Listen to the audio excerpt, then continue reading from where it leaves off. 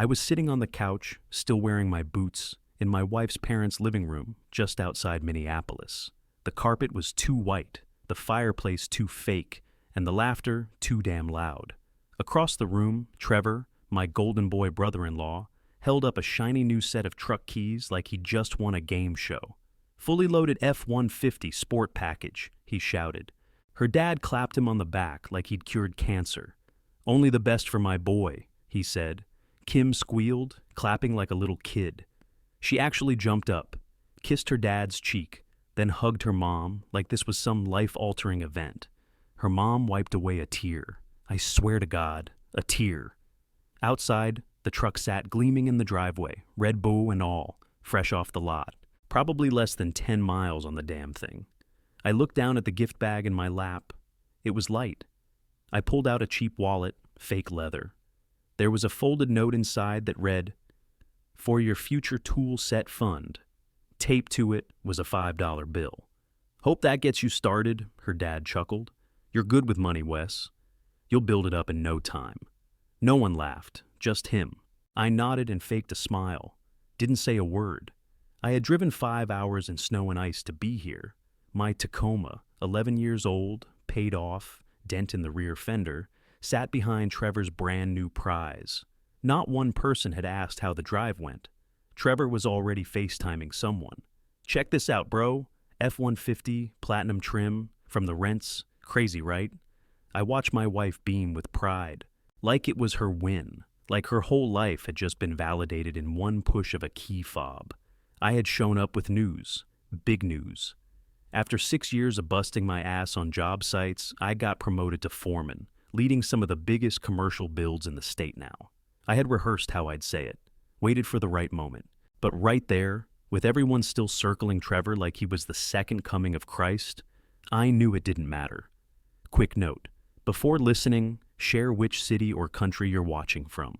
I stuffed the wallet back in the bag and rested it on the floor beside me. Kim didn't even notice. She was still grinning at her brother, already planning God knows what next move with her parents. I leaned back into the couch, arms crossed. My jaw clenched so tight it hurt. I wasn't invisible, I was just optional. Kim's laughter drifted down the hall like static from a bad radio. The smell of spiced wine mixed with buttery popcorn snuck under the guest room door. Home Alone played on the flat screen in the living room. I could hear the sound of Kevin screaming as the burglars broke in.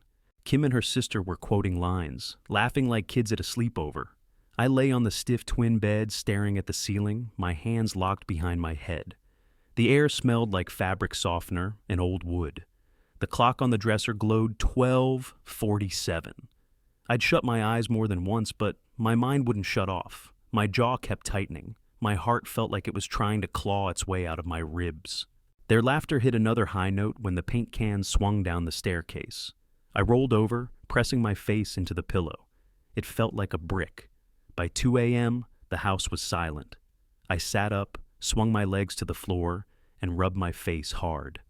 Enough was enough. I opened my duffel bag and stuffed in the frame photo of my first building project, the one that had made me feel like a real builder for the first time. My grandfather's old flannel went on top. I slipped my watch into the side pocket, the one I'd bought myself for my 40th last year, because no one else had bothered. The house creaked as I moved. The coffee maker sat cold and clean on the counter.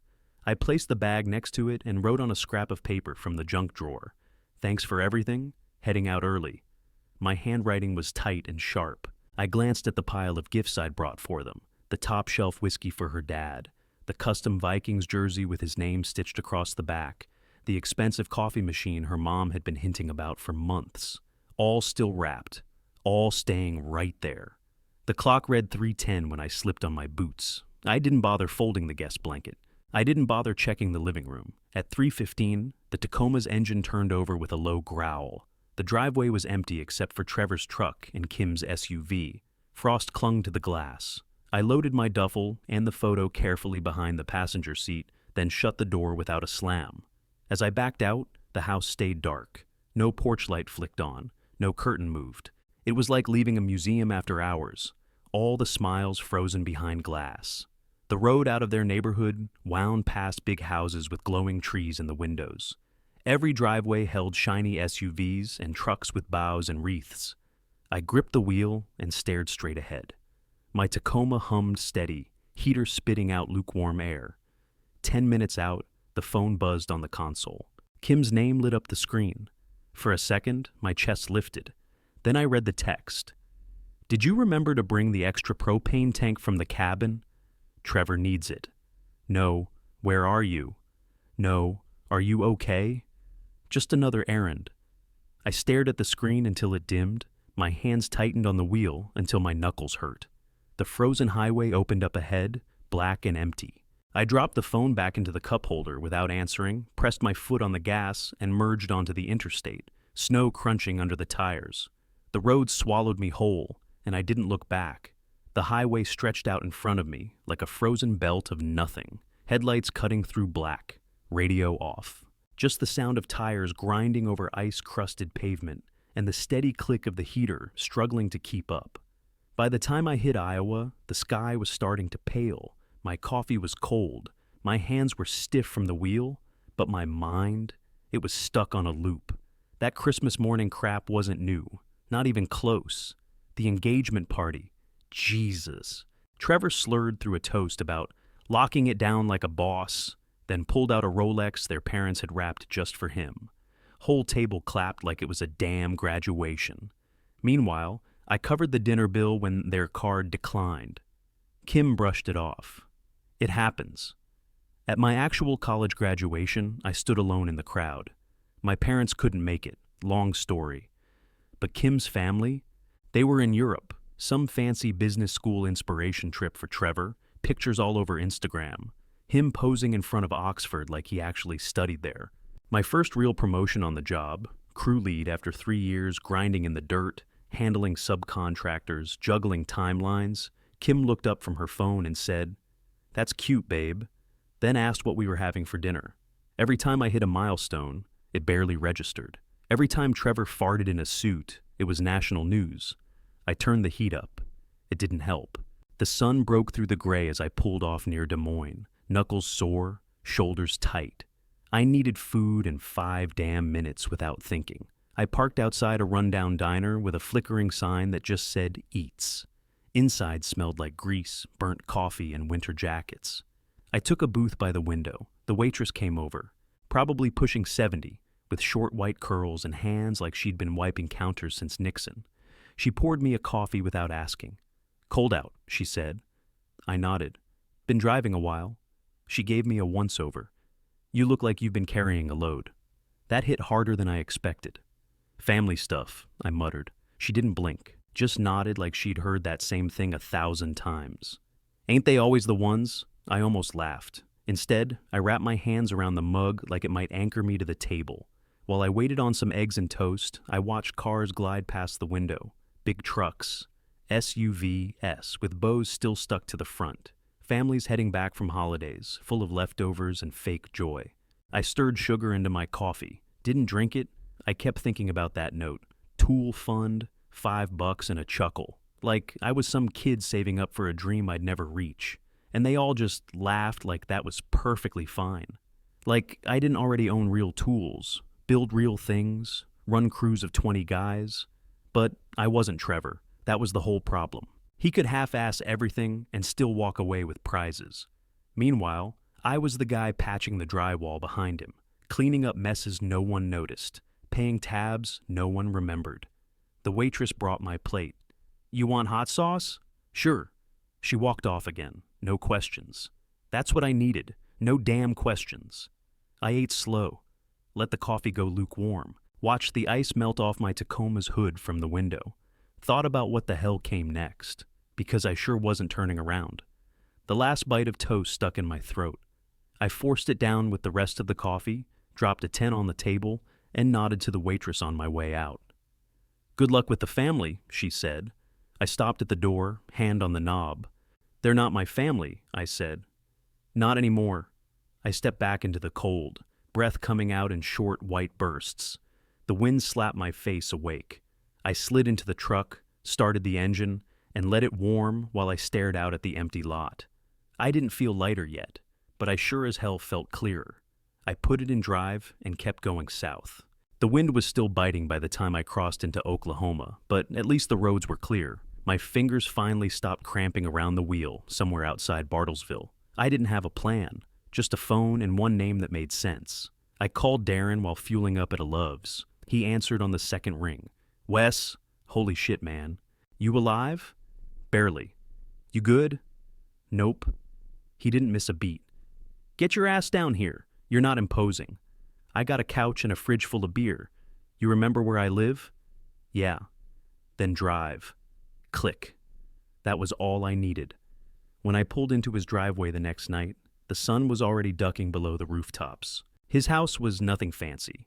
Single story, brick, with an old smoker in the backyard. But it looked like something someone chose, not some showroom stage like Kim's parents' place. Darren walked out barefoot, holding a beer. Jesus, you look like roadkill, he said, grinning. I got out and he gave me a solid hug. None of that one-arm polite crap. Just real. No small talk, no questions. Just beer and silence while I unloaded. I grabbed only the basics, my toolbox, the duffel bag, and that framed photo. The flannel stayed packed. It didn't feel like the right moment. Darren held the door and said, You want me to carry something? Nah, just this. He nodded, stepped aside. Couch pulls out. Bathroom's on the left. You hungry? No, just tired. But we didn't sleep yet. Not right away. He fired up the grill out back, bacon-wrapped something or other, and handed me another beer. The backyard smelled like meat, mesquite smoke, and freedom. We sat in cheap plastic chairs, silence stretching between us until I finally cracked. I told him everything. The truck keys, the piggy bank wallet, the fake applause every time Trevor burped. The way I always showed up and paid the bill, financially, emotionally, all of it, while they handed my life back to me in $5 jokes. Every time I made progress, I said, they looked right through it, like it didn't even register. But Trevor?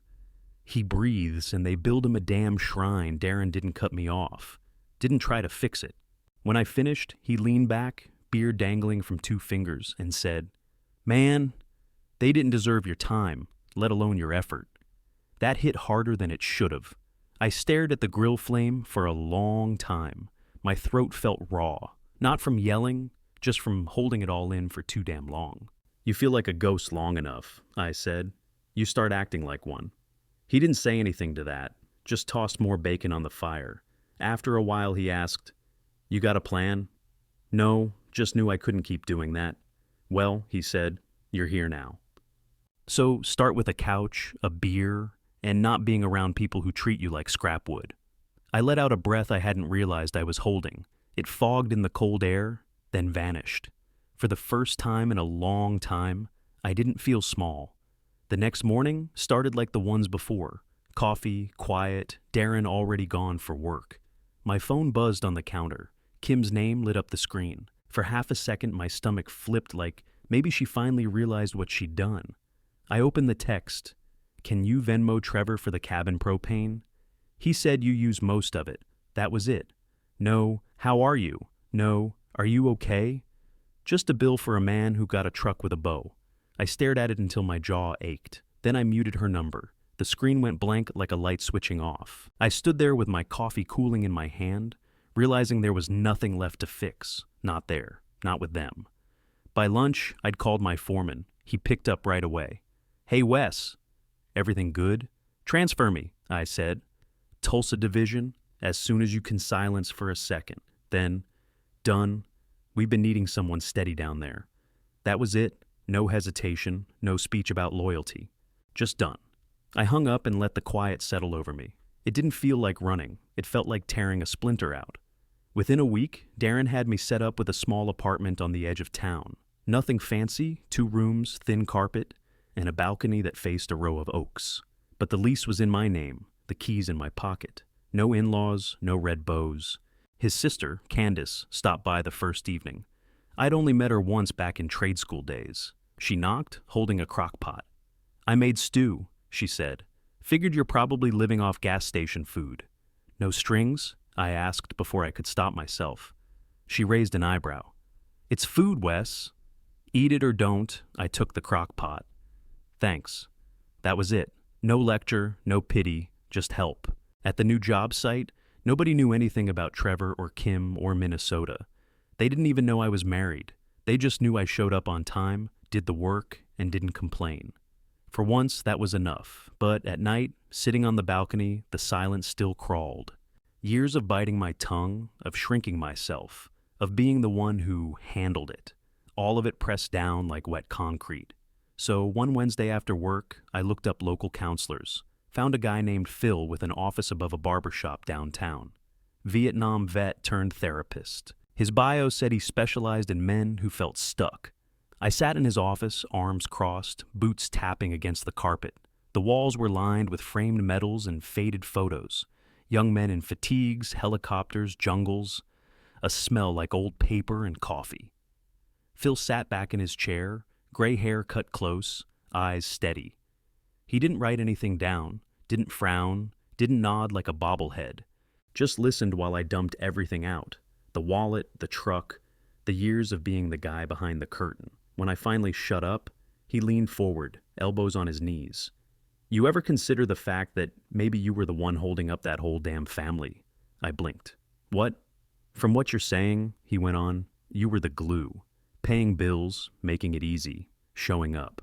They didn't build anything. You did. You walked, and the whole thing started to crack, didn't it? I didn't answer. My throat was tight again. He sat back. That's not weakness, Wes. That's weight, and now you're setting it down. I stared at the floor, at the boots I'd worn to every job for a decade. My hands stopped tapping. For the first time since I left Minnesota, I felt my lungs fill all the way. 6 months later, a letter showed up in my mailbox. Handwritten envelope, return address from Minneapolis. I already knew what it was before I tore it open. Kim's cousin was getting married. Church ceremony, formal dress, dinner to follow. My name was written neatly on the invite, no +1. I stared at it for a full minute before setting it down and cracking a beer. 5 minutes after that, my phone lit up. Trevor, looking forward to catching up tomorrow, man. I almost threw the phone into the sink. Instead, I booked a room across town. Nice hotel, king bed, breakfast buffet, no family discount, no dinner RSVP. I was only showing up for one thing, the moment they had to look me in the face. The next afternoon, I walked into that church lobby wearing the tailored navy suit I'd bought myself after my first full month in Tulsa. Fresh shave, clean boots polished up. Not a damn thing out of place. Heads turned, whispers started. And then I saw her, Kim, standing by the guest book in a silver dress, jaw halfway to the floor. She blinked fast. Wes? I gave a single nod and kept walking. Her mom spotted me next. She lit up like someone flipped a switch and came rushing over, arms wide. Wes, sweetheart, we didn't think you'd... I stopped her cold with a raised hand. We're not doing that. She froze mid-step, hands twitching. Her mouth opened like she might argue, then just closed again. I walked past her, straight into the chapel. The ceremony dragged, all soft music and fake promises. But I sat through it in silence, eyes forward. I didn't clap, didn't cry, just waited. The reception hall was worse. Assigned seating, big round tables with name cards. I found mine, right next to Trevor, across from Kim. Of course. Trevor looked over like we were long-lost war buddies. Dude, good to see you, man. I leaned back in my chair. Truck still running good? He hesitated, cleared his throat. Actually, had to trade it in. Got tight. I took a sip of water. Weird how free stuff still comes with bills. Kim leaned over the table. Wes, we miss you. I looked her dead in the eyes. No, you miss what I gave. Not who I am. She sat back slowly, lips pressed tight. Dinner came. I barely touched it. Conversations buzzed around us, all forced and shiny. The kind of noise you get when no one's really listening. After the cake, I headed to the bar for a bourbon. Neat, strong. Her dad found me there, of course. He stood too close, smelled like mint and whiskey. We always thought you'd be the stable one, he said. You let us down. I actually laughed, full chest, no filter. You gave your son a truck and your son-in-law a pity fund, I said. You never saw me. His face twitched, like he wanted to argue, but the words wouldn't come. You looked right through me, I went on. Every time I showed up, every time I paid, every time I held it together. You weren't looking, he swallowed hard. We were trying our best. No, I said, turning to him. You were taking the easiest route, and it sure as hell wasn't through me. He stared down into his drink. Didn't say another word. I walked away before he could. Outside, the parking lot was quiet. I pulled off my tie, shoved it in my pocket, and took a breath of clean air. Kim came out a minute later, heels clicking fast. Wes, wait. I didn't stop walking. Please, she said. Can we just talk? I turned back. Talk about what? That I was never enough unless I was fixing your life? I didn't know how bad it was, she said. Her voice cracked. I really didn't. I did, I said, every single day. She didn't cry, not like her mom. She just looked tired, older, like the perfect picture cracked when I stepped out of the frame. I wish we could undo it, she said. You didn't break a plate, I replied. You broke a man.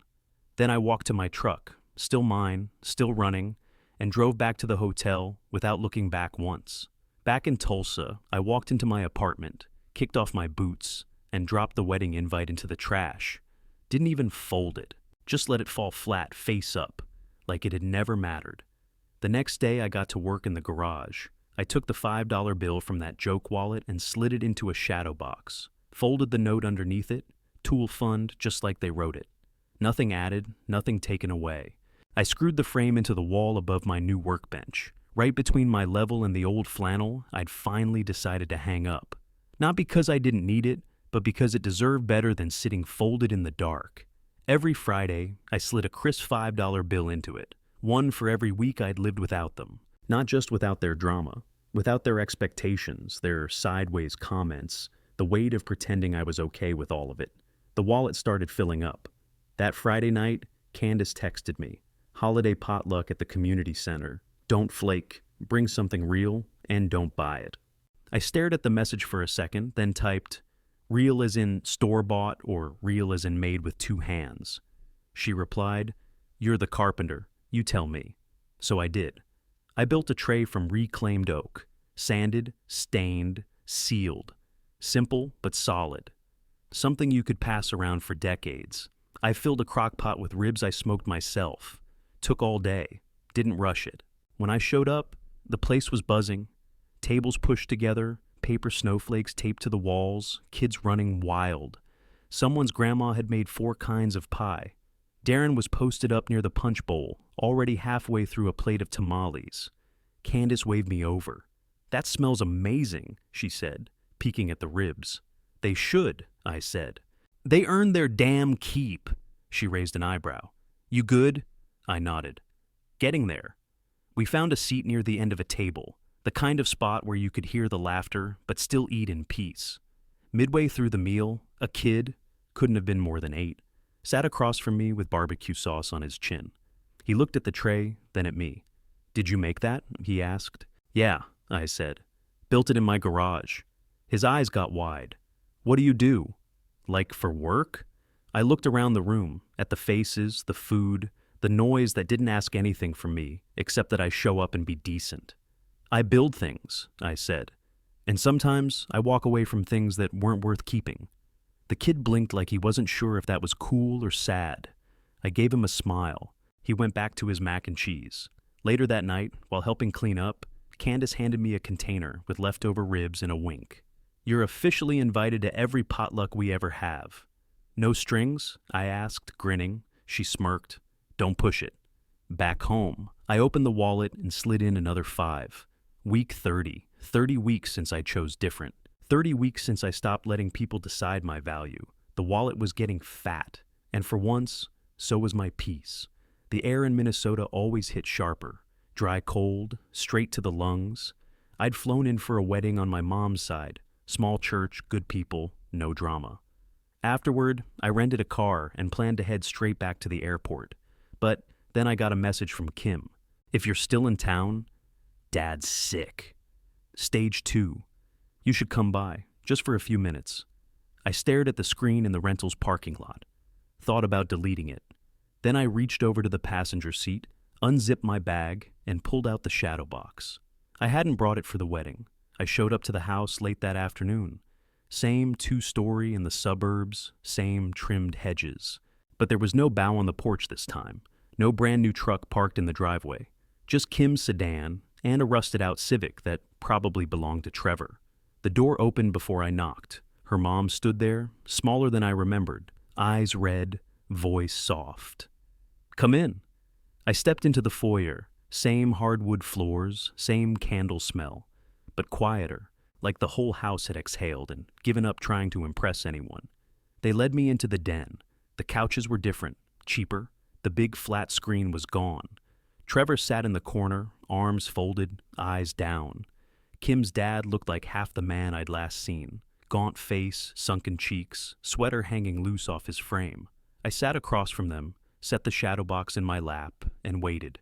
"We screwed up," her dad said, voice barely above a whisper. "I see that now." I didn't say anything. Kim cleared her throat. "I'm in debt. Bad. Credit cards, medical stuff. Trevor moved back home. He lost his job."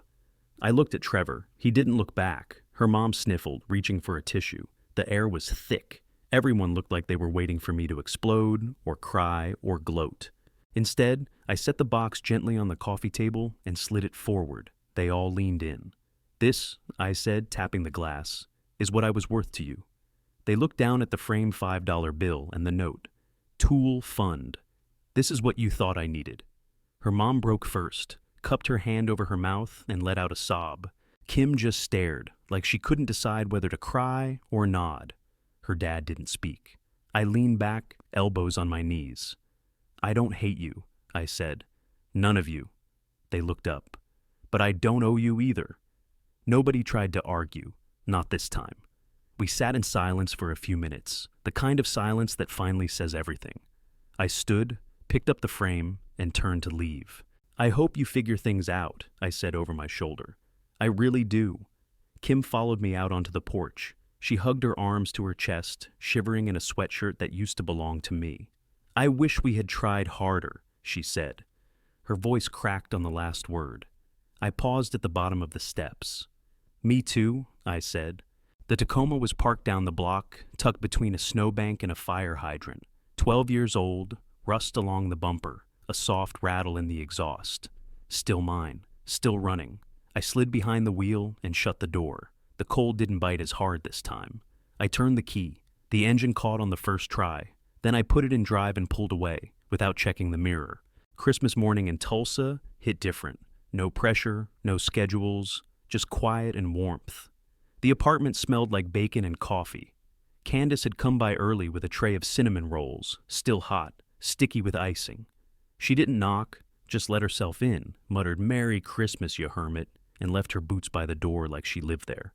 Darren showed up 10 minutes later with a bottle of bourbon and 2 mismatched mugs. No wrapping paper, no speeches, just, "Figured this pairs with bacon." A couple guys from the job site dropped in with 6-packs, still in their hoodies and steel toes, tracking snow onto the welcome mat I'd never once used. No one asked where I used to be. No one asked who I used to be. My dog, Mutt from the shelter, half lab, half who knows, curled up next to the fireplace I'd finally figured out how to light without setting off the smoke alarm. He snored like a grown man, twitching in his sleep like he was chasing rabbits in his dreams. My work boots sat by the door, broken in and dusted with sawdust. Not polished, not staged, just real. I walked over to the shadow box hanging above my bench. Inside was the original $5 bill. Next to it now were 51 more, stacked crisp in the old wallet that used to mock me. One for every week I'd lived free from their expectations, their insults dressed as humor, their version of family. Week 52 went in smooth. On the mantel sat a handmade toolbox I'd built from reclaimed oak, dovetailed joints, solid brass latches. Inside it, real tools, paid for in full, used by me, no notes, no IOUs, just mine. My phone buzzed. "Phil? Hope today is quiet and full." "You earned it," I smiled, buzzed again. "Candace, don't forget, you're bringing the deviled eggs tonight." I chuckled, typed back, "Wouldn't miss it." I grabbed my keys from the hook by the door. My Tacoma waited out front, covered in a light frost. Still had the dent in the rear fender, still coughed once when it started, still mine. I slid into the seat and turned the key. The engine rumbled like an old friend stretching after a long nap. No red bows, no empty gestures, no pretending. Just earned peace. I glanced at the mirror, not to look back, just to adjust it. Then leaned forward, hand on the wheel. "Merry Christmas, old friend," I whispered. "We made it." And this time, I meant every word.